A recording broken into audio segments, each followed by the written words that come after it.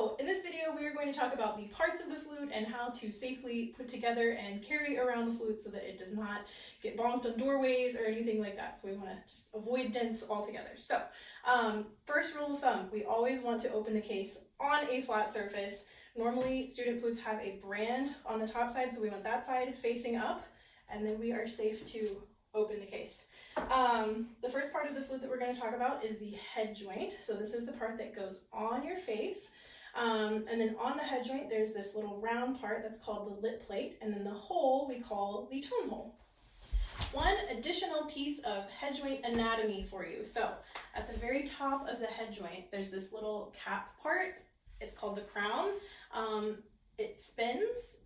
People tend to want to play with it. We want to avoid that. Don't touch it, just leave it alone. The reason, there's a piece of cork inside the head joint that you can't see that makes sure that your flute plays in tune. So if we play with the crown, it can move the cork and then your flute plays out of tune, and that's really, really horrible. We don't want that. So it might seem like a toy. It's not, just leave it alone. The next part of the flute that we're going to talk about is the main part. This is called the body. This is where most of the keys are. It's where most of our fingers are going to live. The third and final part of the flute is called the foot joint. It's the little one that goes all the way at the end, and it has the keys that operate the lowest part of the flute, and it's all of the keys are operated by our pinky.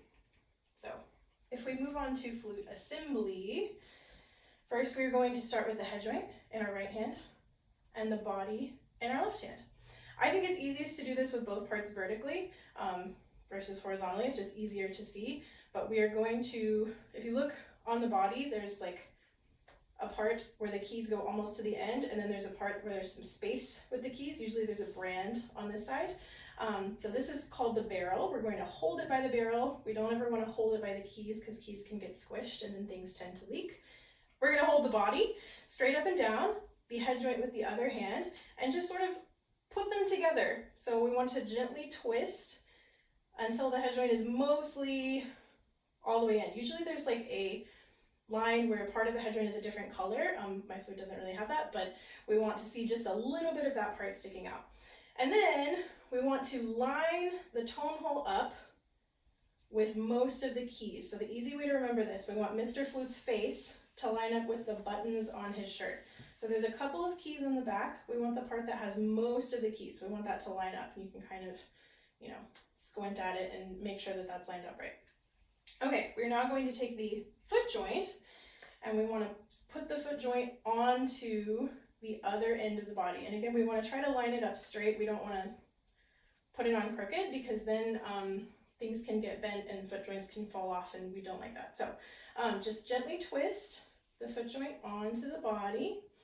And for the foot joint, we want the rod of the foot joint, so not the keys, but the rod, the bar part, to line up with the middle of the keys. So the easy way to remember this is we want Mr. Flute's zipper on his pants to line up with the buttons on his shirt. So this is what we should have when we're done. When you're walking around with your flute, if you're at school in band class and you have to walk around or something, generally we want to hold the flute straight up and down. We don't want to hold it by the head joint, we want to hold it by the barrel and close to your body. So if we're holding the flute, like this, and then we're trying to walk through doorways, sometimes things can get knocked that we don't want to get knocked. So hold it by the barrel, straight up and down, close to your body, and that just keeps it nice and safe so that things don't get broken. Awesome, let's talk about putting the flute back in the case. So first we are going to take off the head joint, and again I'm holding the flute by the barrel and holding everything vertically, gently twist. Head joint goes back in the case. When you first get your flute, it could be helpful to take a picture of what it looks like when it's in the case, just so that you have an easy reference for how things go in the case. But generally, the rods go toward the outside of the case. So like the rods of the body go toward the back, and the rods of the foot joint go toward the front of the case.